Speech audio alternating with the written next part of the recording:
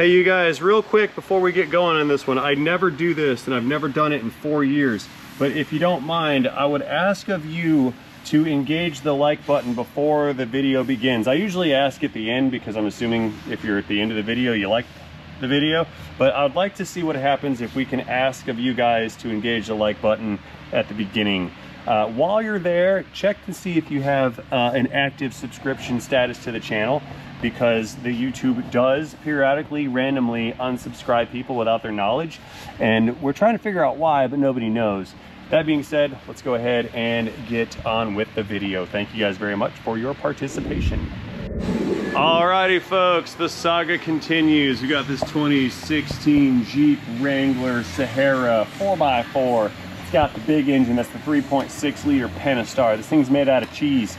It's got 50,000 miles, I think, on the odometer. I got it shut down right now. Check the last video if you'd like to see what the exact mileage was. The reason I called this a cheese engine is because at 50,000 miles, the soft squishy metal has given way to fatigue, and it has developed an exhaust valve leak on cylinder number 6 in the back over there. So because it is in fact a valve leak, we need to pull the cylinder head off and let the machine shop fix it. So in the last video, we pulled off half of the timing, or the valve cover on this side. We pulled the battery tray out, the fuse box, the power steering, the air conditioning, the fan and the cooling system, and the timing cover. We got the whole shebang over here piled up all over the floor and all over the shelf on the wall there. In this video, we're going to continue the teardown. Hopefully I can get the cylinder heads off this today. That way we can get them shipped out and repaired. So we're gonna start today with this lower intake manifold. Then we're gonna dig out this plastic engine oil cooler thing down there.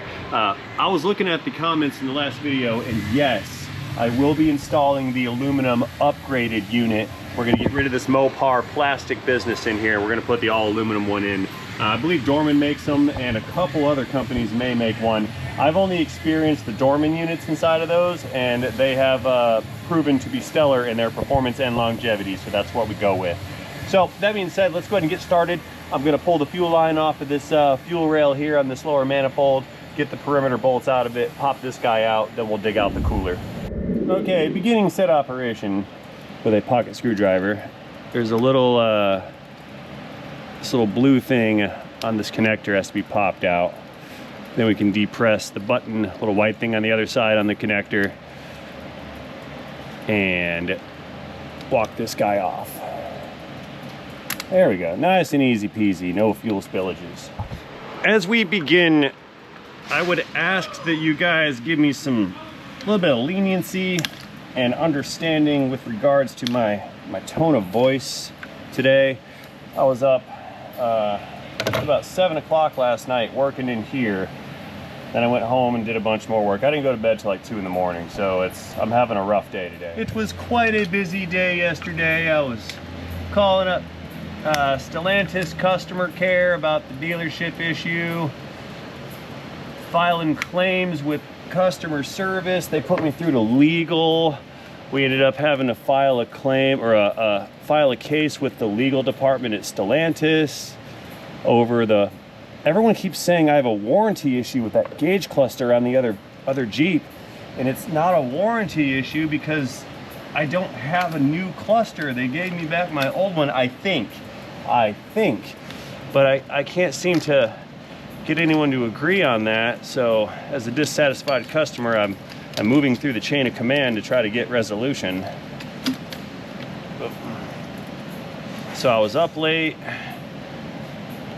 talking to them. That's why I was here so late. I was talking to my attorney over some other stuff, and I was talking to the electrician because the building got hit by lightning, so that's broken. And then I'm in here doing this today. It's like not even the beginning of the day. It's like 3 in the afternoon. I'm like 3/4 through my daytime day.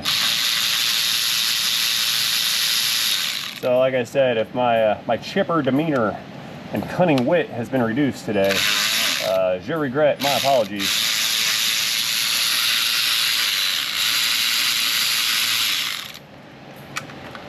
I'm a busy guy. Yeah, I spent like the first 4 hours this morning just talking and talking and calling people and doing all kinds of stuff, ordering parts. You name it, I did it. Built work orders, cashed out some jobs. My dog had to go to the doggy hospital. He's walking weird and he's having trouble going pee. All I want to do is fix this Jeep.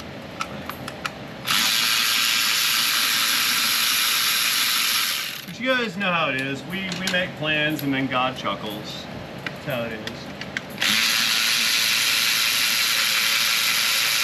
And I'm fine with that.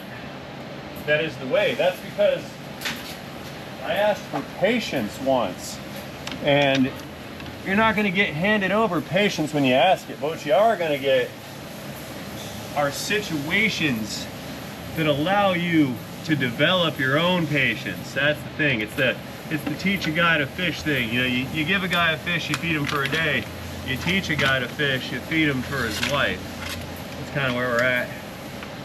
So I ask for patience in my life, and I'm answered with situations that require me to improve my patience. It's a me thing, not a someone's gonna hand me the result I want thing. It's not how faith works, I think. Anyway, there's our manifold. All right, now for the good part. I need to climb in there so I can see what I'm trying to see, and we're gonna get the Torx bolts out of this this oil cooler assembly. Those are inverted Torx. It's called an E-Torx. So those are what are gonna hold this guy down to the valley in the blocks. Climb up in here real quick. Really getting into my work. You know what I mean? Really getting into it. The challenge here is to not step on something and break it. I can't lean over very far. I'll show you guys what's going down here. Can't lean over too far. It's got this big bull bar looking deal on it. So I don't have that much leaning space, and I have to get down in here to get a hold of some of these bolts and some of these connectors in there. See that? Yeah, that's the coolant side of it. Right here is the oil filter side of it. And these things can leak. They will fill the valley up full of oil and coolant. It's the nature of the plastic. Push that guy up. There's another sensor down there. One of these is oil and one is coolant. Unplug those guys. Just kind of stuff them back in there for right now. There we go. It's got an E8, E-Torx 8.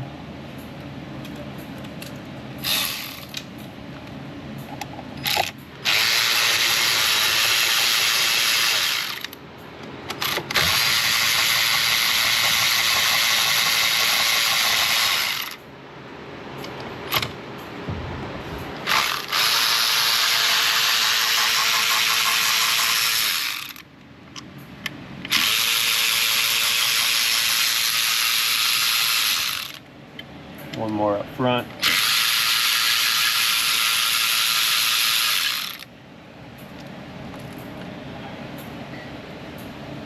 Did I miss one?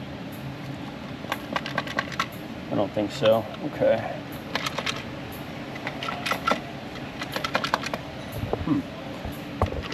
There we go. Pick that guy up. There she is. Yeah, they're right here. That's the problem. It's these those flattened out gaskets right there. That combined with the plastic, which allows those gaskets to kind of move around in there, is where the leak situation comes from. Uh-oh, we're spilling. Okay, so looking down and to the left. Back and to the left. Back and to the left. We're gonna go ahead and pull this front timing chain tensioner out of here. It's gonna relieve tension on the chains. We can get the chains off. There we go.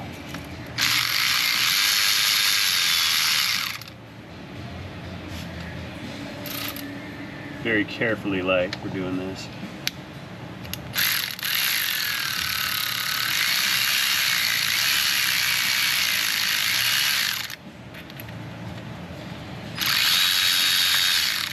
Ping, pow, pop. Oh, balancing act of all these pieces.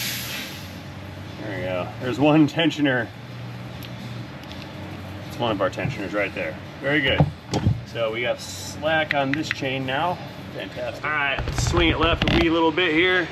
We're gonna do left side tensioner. It's a very similar tensioner. Crack her loose. There's actually 3 tensioners on this. There's 3 chains. One for the pump, one for the cams. Then there's 3 tensioners as well. Because Chrysler things, Stellantis Chrysler things.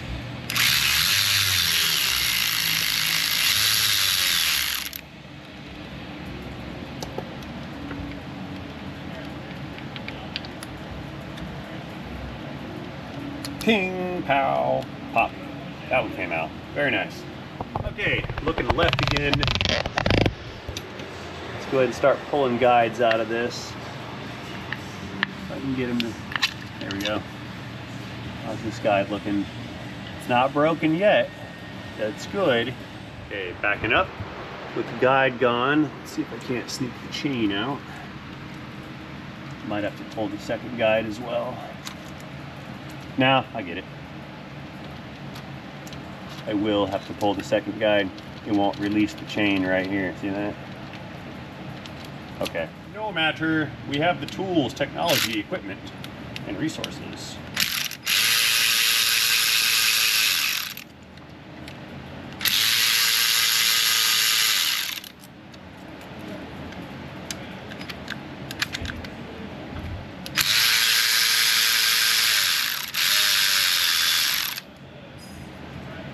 Okay. Chain guides out, and that one's also looking fairly decent. These are getting replaced, as well as the chains.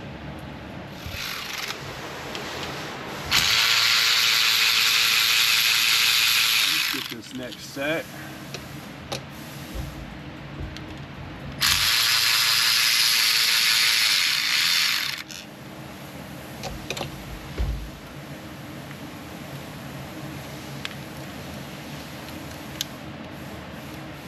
All right, I see how we're doing that.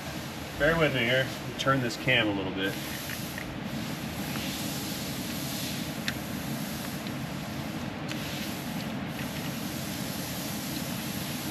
Come out.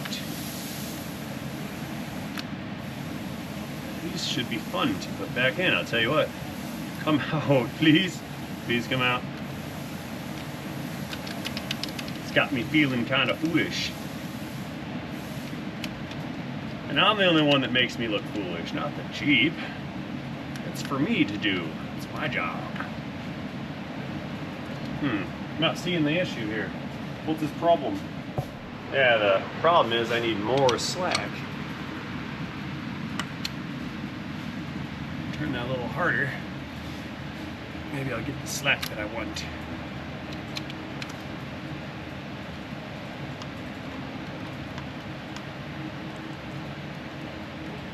No, not getting it there. So,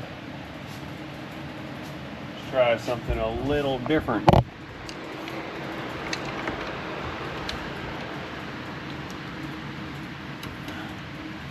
it off the gear, maybe? No?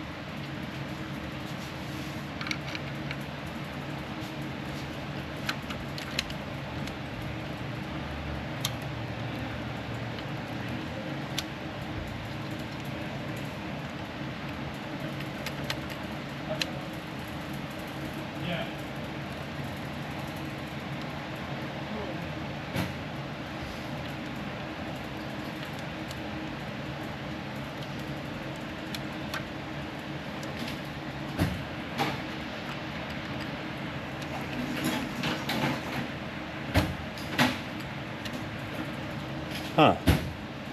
This is cooking my noodle.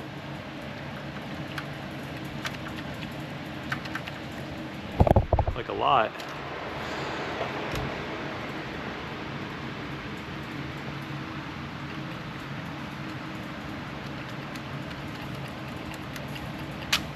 There we go.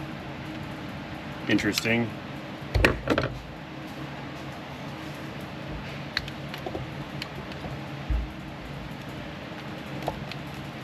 Okay.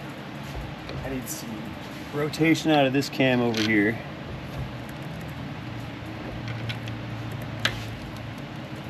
That one doesn't want to move. And there's a mosquito biting me. Come on. Okay, I've handled my mosquito problem. Ah, there he is again. He's back. Ooh, there's nothing worse than a little juvenile mosquito that's moving fast, doing sneak attacks on you. Yeah, that thing's... Can't get that cam to turn right now. I think the chain's wedged up on it right there. That's not what I wanted to do. Maybe I could sneak the guide out now. I don't know. I've got it bound up. Well, I know. I'll just take this cam out. It's already loose from when we pulled the rockers out of it. During diag. Now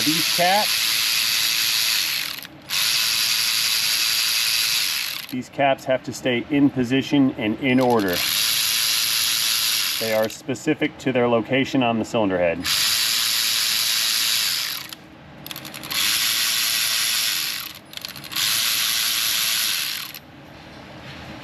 So let's mark them real quick here. We've got left side intake 1, so that's LI1. Left intake 2. There's oil on that, not the best. Left intake 3. Ooh, don't fall, you. Left intake 4. There we go. So these guys come out in order, and I will set them down on the bench in order.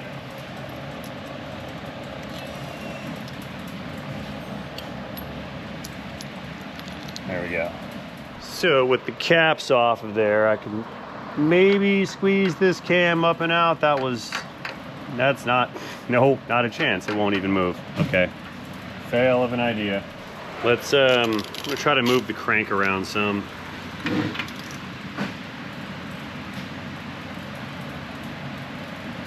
Get some more slack here. There we go. I had to move the crank. It's unfortunate. That was easy. So there's the chain. Now I want to put the crank back where I found it. So I know I moved it some. So I'm just gonna back it off just a wee little. There we go. Oh, correction, there's actually 4 timing chains in there. There's one chain, like I said, for the oil pump. Well, there's a chain that goes from the crank to a drive gear, which then runs the 2 timing chains. So there's actually 4 chains in this thing. Fun, right? Now here, there's one of our cams. This right here, that is the magnetic pickup for the camshaft position sensors. We saw that earlier in the last video. If you let this thing come into contact with metal, like I set it down on top of this chain right here, or set it down just like in there where there's metal on this, it'll ruin that little magnet business, and you'll have camshaft position sensor codes when you try to start it. Because of that, if you ruin it, you have to replace the whole camshaft. They're about 650 bucks a piece. Okay, now we can recover those guides. And that one looks okay. And a decent one. Fairly decent. Stash them in the stash over here. Let's get that other cam out now.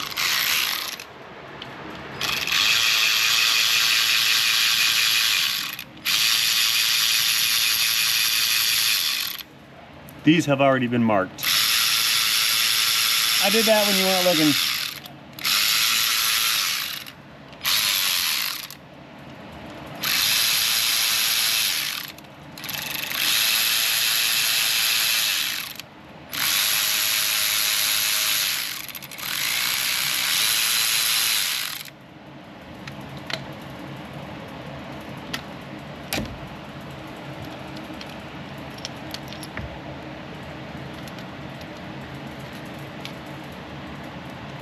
Keep them in order, and they are labeled. Okay, exhaust cam. It's coming out next. Nice. And we're gonna set this bad boy down right here vertically with the other one, like so. As long as they don't get knocked over, they're safe. We'll move them later on. Keep everybody away. Okay, roller rocker arms, these guys are coming out. We are going to replace all of these rockers and lifters. What is that? Don't know. We are going to replace all these rockers and lifters in here.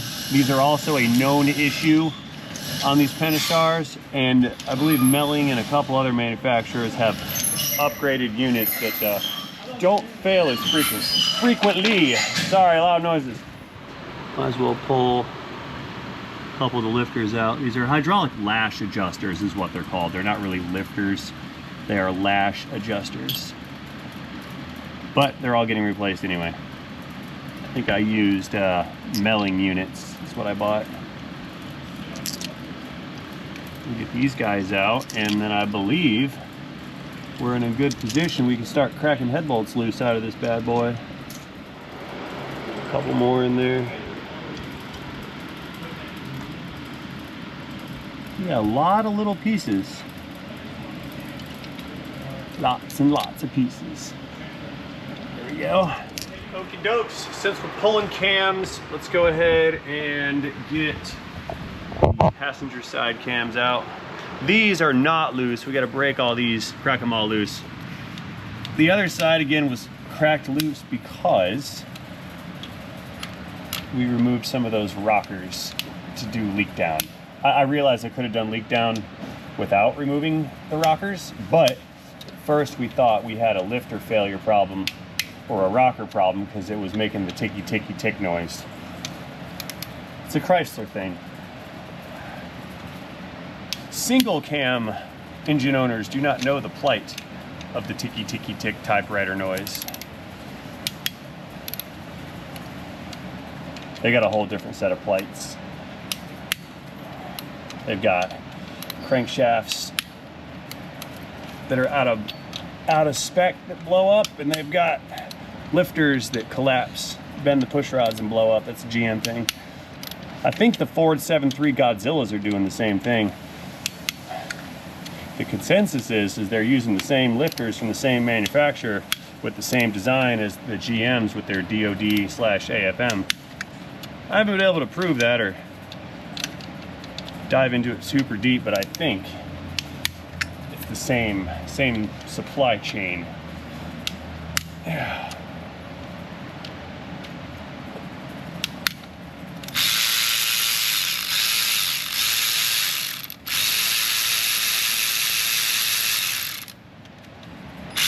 You know, I need to mark these.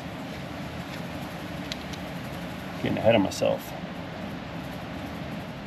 Same thing in the other one. Right exhaust 1. Right exhaust 2. 3. And right exhaust 4. Very good. Shoe. That's still in there a little bit.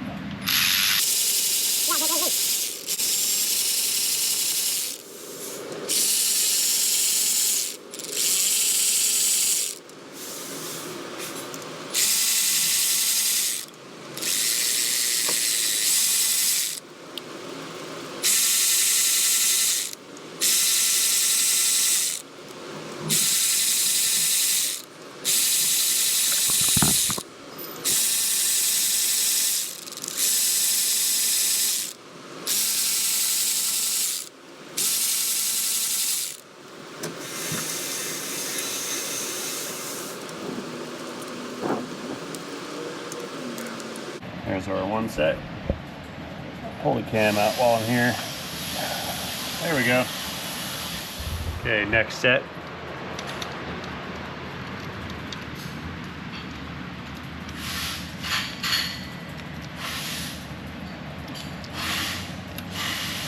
Come with me. There we go. And there's some stuff in the way. I'm going to two-hand that cam. It's just way too much shaft for one hand.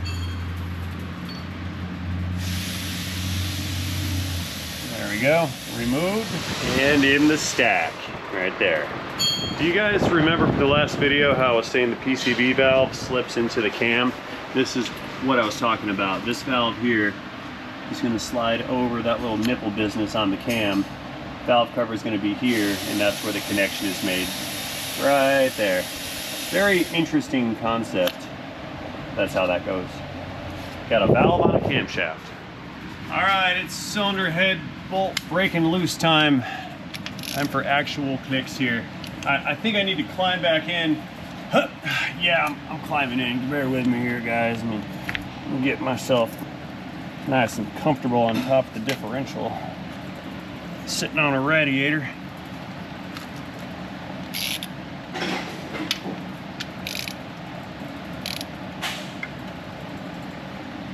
Oh, these are on there. These are tight. Gonna be tough to break loose.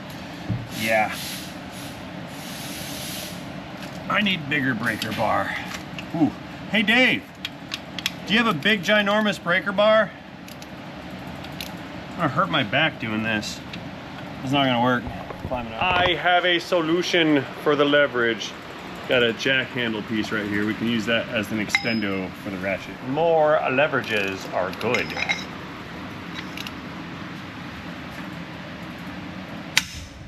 Wow. Yeah, we'll get the snap out of it, and then I'll come through with a gun and finish breaking them loose. I don't really want to hit them with a gun first. Bad procedure.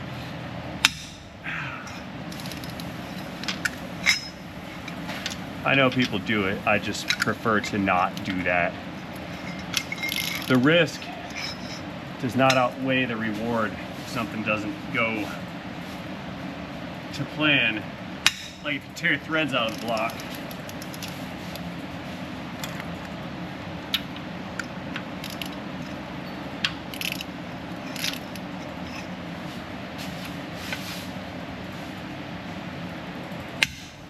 There we go. Yeah.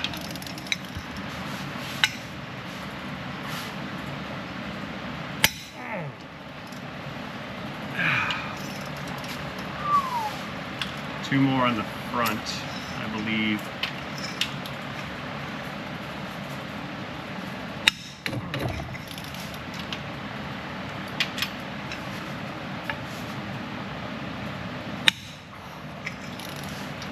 Now you may notice that's not the cylinder head with the valve leak.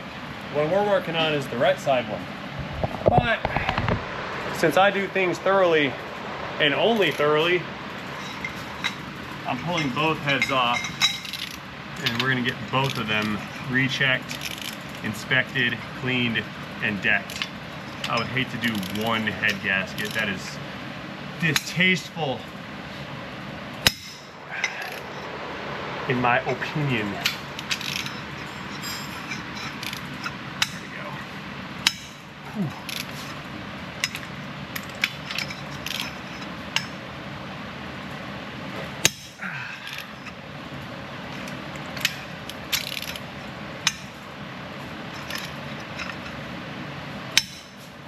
That one felt kind of loose. It wasn't as tight as the others.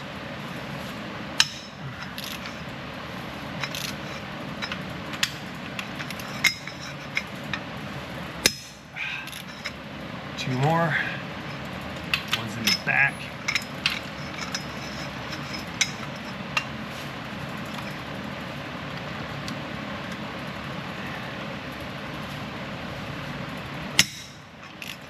Wow. Starting to smell some head gasket smell. All right, they've all been cracked loose. Woo! Now I can hit him with a gun. Gravity. Now I can hit him with a gun. So let's see here. Oh yeah, spins them right out. Beautiful.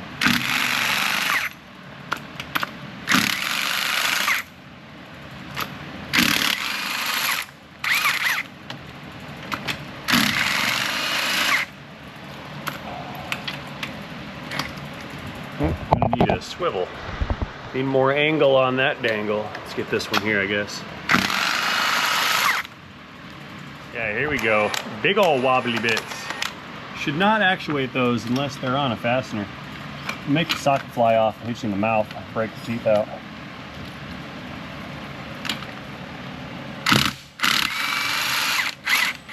There we go. Okay.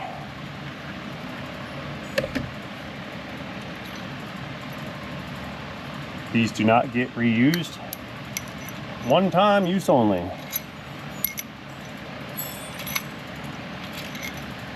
It's a heck of a thing, just taking it apart, putting it back together. There's so many parts you can't reuse. Bolts and gaskets. One would argue timing chain tensioners. Let's go get the other side. Yeah, I will not reuse things like timing chain tensioners. I won't even do things, for example, let's say this thing had a couple failed rockers or something like that, or roller rockers rather. I would not replace just the ones, at least on one side, that have failed. It would be an all or none situation. You service the system, not just the component. The system. That's where folks need to improve in the business, is they need to get into the thought process of servicing the system that's affected, not the individual piece.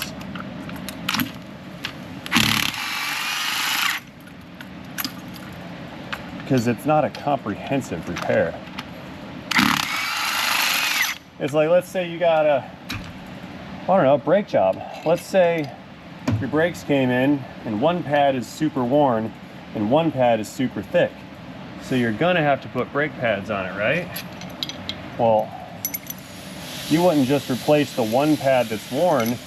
Naturally, that example requires cleanup of the slides, or for whatever reason they wore unevenly. But you get my point. You wouldn't want to keep the one that is technically good. You're gonna change them out in a set, because that's the way it's done. Servicing the system. Okay, I do believe, whoa, I almost dropped the gun. I do believe here that this is ready to go, except I haven't yet to remove the dipstick tube from the cylinder head. It's a 15 mil. Let's unbolt this tube real quick and then we'll pop the heads off. How about a 13 mil? Trying again, take two.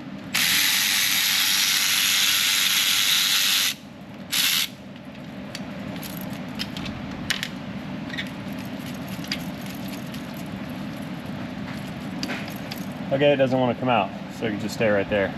So, let's go over here and get a pry bar and crack these heads loose from the block.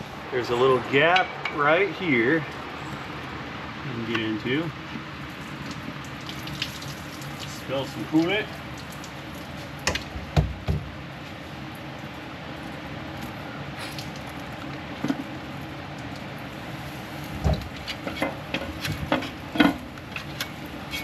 What are we stuck on?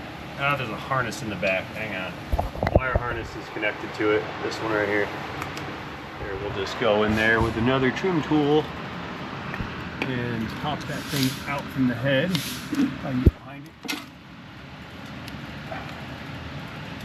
There we go.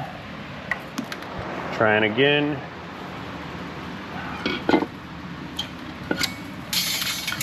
Oh, the exhaust is stuck. The exhaust gasket's stuck in the dipstick. Oh no. Well, we know these Jeeps have good gaskets. There it is.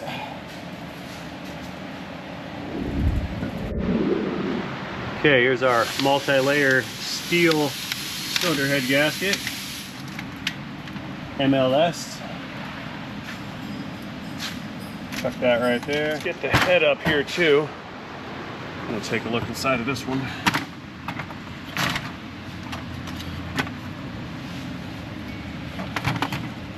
Yeah, it looks pretty normal. Now this was the not problem head.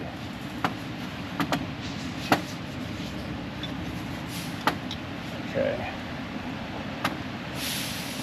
Not too shabby. Let's get the other one pulled off. Same situation. Little slot, little hole right there. Between the block and the head, we'll just use some leverage. Break it loose.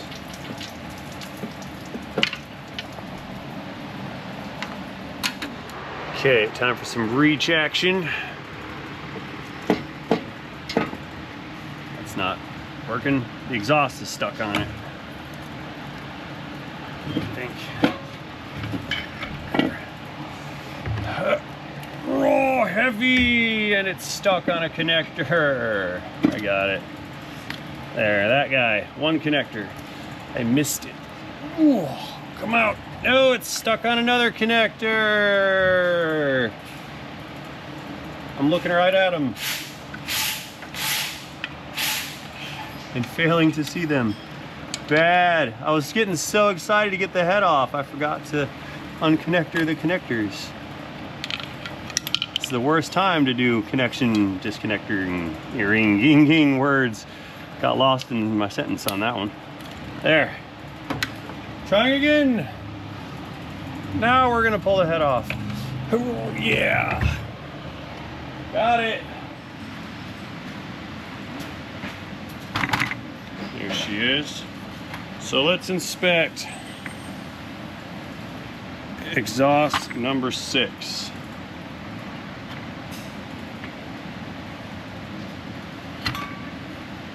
It's going to be this valve and this one right here, these two, the little guys, number 6. So clearly we can't do a leak down test on this, but here's what we can do. Put a spark plug in it, and then we can fill it full. It's not going in. We can fill it full of penetrating oil and then watch the oil leak out of the exhaust. We can do that. I'll have to put this in from the other side. Bear with me. We got to do a tune-up on some removed cylinder heads. Let's put that guy right back in the hole. Never before seen on the internet. Spark plug installation from the combustion chamber's point of view.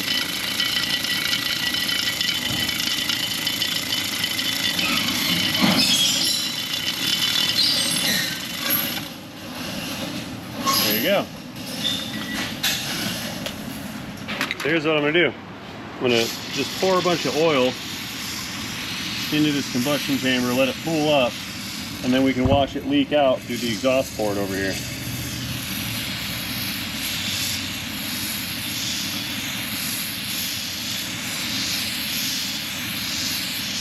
Oh, no, no, no, no, no, no, no, no, we're overflowing.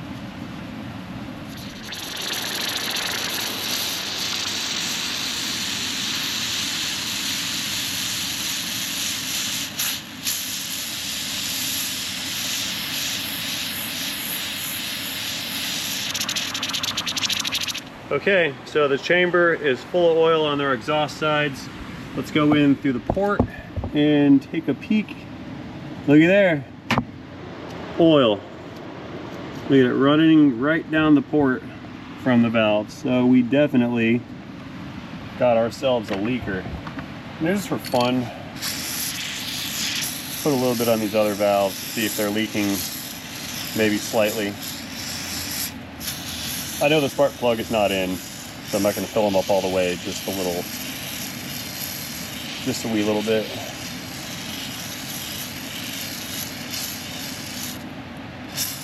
We'll do the other head too.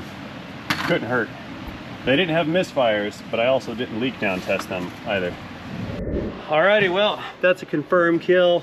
This thing is pooling up full of oil from this chamber, so one of these two valves is smoked. The other two, I have not seen anything leaking out of them. I went ahead and partially filled these cylinders here with some oil, and I don't see anything flowing through, but we're still gonna send this head off to have this one pressure checked, cleaned up. They're gonna deck both of them. New valve stem seals are gonna go in there, and then we are in a position to reinstall that. So when I get my parts kit here, I'll get my valve stem seals, we'll send this to the machine shop and see how well they do cleaning these bad boys up. And then we can begin the arduous and lengthy installation process. Block looks good too on that side. Over here,